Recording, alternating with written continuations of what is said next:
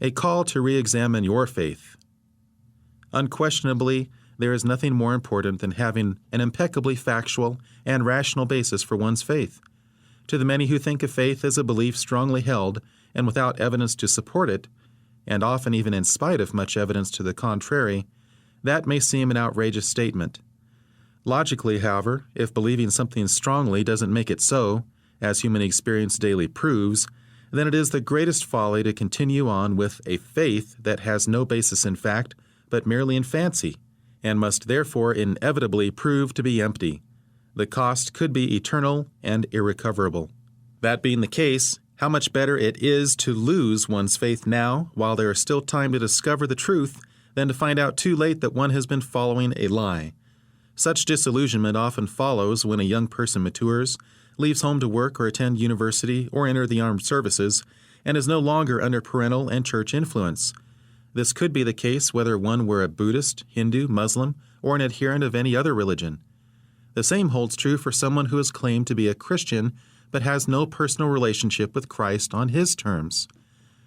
That there are millions of such people is evident from the answers given on various religious polls.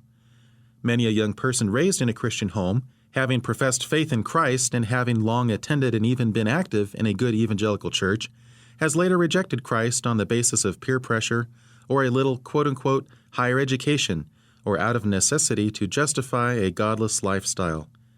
This turning away from one's professed faith is often justified with the claim that there is no truth, but that we have all, no matter what the religion, simply been conditioned to believe what we believe.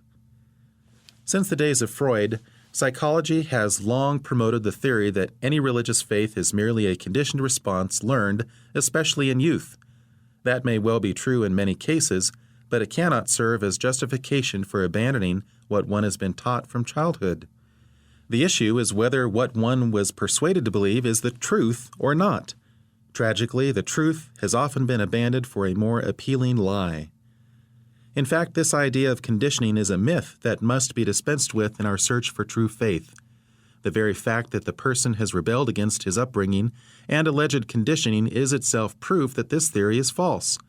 That multitudes of formerly religious persons offer what they consider to be sound reasons for rejecting what they have been taught and once believed proves that the so-called conditioning upon which this theory rests didn't work, at least not in their cases.